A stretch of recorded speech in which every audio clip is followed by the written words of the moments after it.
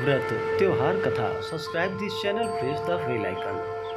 जय माता दी। आप सभी का हमारे YouTube चैनल पे बहुत बहुत स्वागत है। आइए सुनते हैं आज कार्तिक माह के कृष्ण पक्ष में पड़ने वाली रमा एकादशी की कथा। रमा एकादशी का व्रत यह महान पुण्य फलों को प्रदान करने वाला है, सभी प्रकार के पापों को नष्ट करने वाला और सभी प्रकार के सुख समृद्धि को प्रदान करने वाला है। जो भी सच्ची श्रद्धा के साथ करते हैं उन्हें सभी प्रकार के सुख और समृद्धि की प्राप्ति होती है।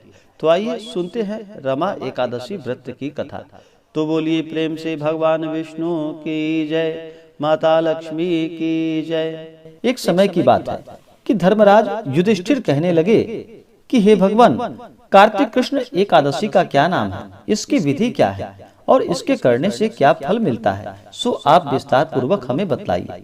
तो भगवान श्री कृष्ण बोले कि कार्तिक माह के कृष्ण पक्ष की एकादशी का नाम रमा है। यह बड़े बड़े पापों को नाश करने वाली है। इसका महात्मा मैं तुमसे कहता हूँ, तुम ध्यान पूर्वक सुनो। हे राजा, प्राचीन काल में मुचकुंद नाम का एक राजा था। उसकी इंद्र के साथ मित्रता थी और साथ ही यम, कुबेर, वरुण और विभीषण भी उनके मित्र थे। यह राजा बड़ा धर्मात्मा, विष्णु भक्त और न्याय के साथ राज करता था। उस राजा की एक कन्या थी जिसका नाम चंद्रभागा था। उस कन्या का विवाह चंद्रसेन के पुत्र शोभन के साथ हुआ था। एक समय वह शोभन ससुराल आया। उन्हीं दिनों जल्दी ही पुण्यदायिनी एकादशी भी आने वाली थी। जब व्रत का दिन समीप आ गया तो चंद्रभागा के मन में अत्यंत सोच उत्पन्न हुआ कि मेरे पति अत्यंत दुर्बल है और मेरे पिता की आज्ञा अति कठोर है। दशमी को राजा ने ढोल बजवाकर सारे राज्य में घोषणा करवा दी कि एकादशी को भोजन नहीं करना चाहिए। ढोल की घोषणा सुनते ही शोभन को अत्यंत चिंता हुई और अपनी पत्नी से कहा कि हे प्रिय, अब क्या करना चाहिए? मैं किसी प्रकार भी भूख सहन नहीं कर सकता हूँ। ऐसा उपाय बतलाओ कि जिससे मेरे प्राण बच सके, अन्यथा मेरे प्राण अवश्य ही चले जाएंगे। चंद्रभागा कहने लगी कि हे स्वामी, मेरे पिता के राज में एकादशी के दिन कोई भी भोजन नहीं ग्रहण करता है। हाथी, घोड़ा, ऊंट, बिल्ली, गौ आदि भी तृण, अन्न, जल आदि ग्रहण नहीं कर सकते। फिर मनुष्य का तो क्या कहना है। यदि आप भोजन करना चाहते हैं तो किसी दूसरे स्थान पर चले जाइए, क्योंकि यदि आप यहीं रहना चाहते हैं तो आपको अवश्य व्रत करना ही पड़ेगा। ऐसा सुनकर शोभन कहने लगा कि हे प्रिय, मैं अवश्य व्रत करूंगा, जो भाग्य में होगा वह देखा जाएगा। इस प्रकार से वह विचार कर शोभन ने व्रत रख लिया और वह भूख व प्यास से अत्यंत पीड़ित होने लगा। जब सूर्य नारायण अस्त हो गए और रात्रि को जागरण का समय आया, जो वैष्णवों को अत्यंत हर्ष देने वाला था, परंतु शोभन के लिए अत्यंत दुखदायी हुआ। प्रातः काल होते ही शोभन के प्राण निकल गए। तब राजा ने सुगंधित काष्ठ से उसका दाह संस्कार करवाया, परंतु चंद्रभागा ने अपने पिता की आज्ञा से अपने शरीर को दग्ध नहीं किया और शोभन की अंत्येष्टि क्रिया के बाद अपने पिता के घर में रहने लगी। रमा एकादशी के प्रभाव से शोभन को मंदराचल पर्वत पर धन धान से युक्त तथा शत्रुओं से रहित एक सुंदर देवपुर प्राप्त हुआ। वह अत्यंत सुंदर रत्न और वैदुर्य मणि जटित स्वर्ण के खंभों पर निर्मित अनेक प्रकार की स्फटिक मणियों से सुशोभित भवन में बहुमूल्य वस्त्राभूषणों तथा छत्र व चमर से विभूषित गंधर्व और अप्सराओं से युक्त सिंहासन पर आरूढ़ ऐसा शोभायमान होता था, मानो कि दूसरा इंद्र विराजमान हो। एक समय मुचकुंद नगर में रहने वाले एक सोम शर्मा नामक ब्राह्मण, जो कि तीर्थ यात्रा करता हुआ घूमता घूमता उधर जा निकला और उसने शोभन को पहचान लिया और बोला कि यह तो राजा का जमाई शोभन है। फिर उसके निकट गया। शोभन भी उसे पहचान कर अपने आसन से उठकर उसके पास आया और प्रणाम करके कुशल प्रश्न किया।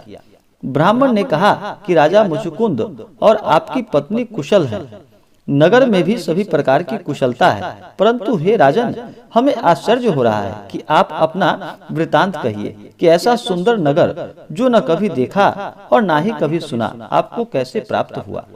तब शोभन बोला कि कार्तिक कृष्ण की रमा एकादशी का व्रत करने से मुझे यह नगर प्राप्त हुआ, परंतु यह अस्थिर है, यह स्थिर हो जाए ऐसा उपाय कीजिए।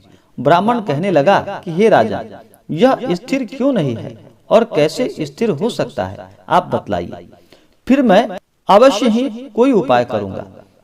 मेरी इस बात को आप मिथ्या न समझिए। शोभन ने कहा कि मैंने इस व्रत को श्रद्धा रहित होकर किया था, अतः यह सब कुछ अस्थिर है। यदि आप मुचुकुंद की कन्या चंद्रभागा को यह सब वृतांत कहें तो यह स्थिर हो सकता है। ऐसा सुनकर उस श्रेष्ठ ब्राह्मण ने अपने नगर लौटकर चंद्रभागा से सब वृतांत कह सुनाया।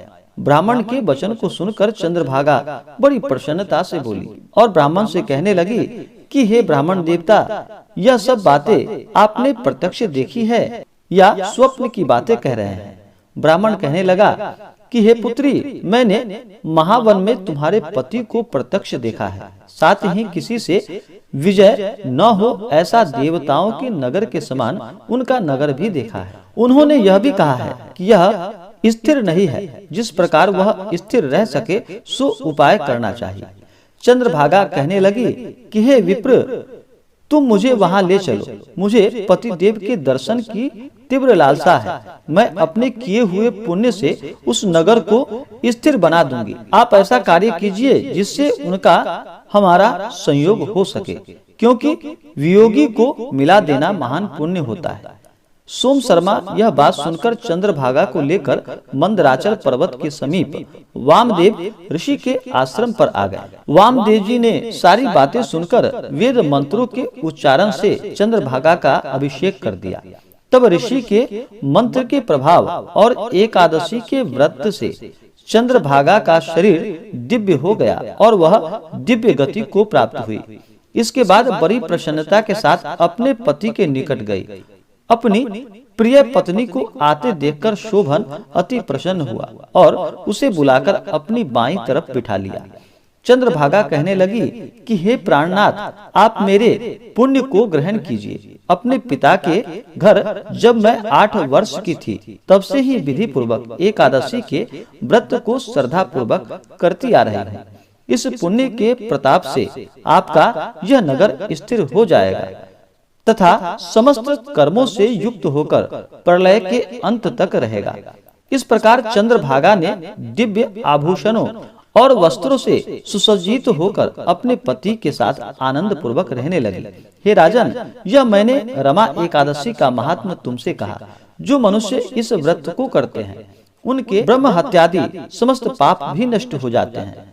कृष्ण पक्ष और शुक्ल पक्ष दोनों की एकादशियां समान है, इसमें कोई भेदभाव नहीं है, दोनों समान फल देती है। जो मनुष्य इस महात्मा को पढ़ते हैं अथवा इसको सुनते हैं, वे समस्त पापों से छूटकर विष्णु लोक को प्राप्त होते हैं। तो बोलिए प्रेम से भगवान विष्णु की जय, माता लक्ष्मी की जय। तो आशा करता हूँ कि यह जानकारी आपको अच्छा लगा हो। ऐसे ही जानकारियाँ की प्राप्ति करते रहने के लिए हमारे इस चैनल को लाल बटन दबा करके सब्सक्राइब करें, साथ में बेल आइकन घंटी को दबाना न भूलें, ताकि मेरे वीडियो का नोटिफिकेशन आपको समय समय से मिलता रहे। वीडियो को लाइक और शेयर करें। जय माता दी, धन्यवाद।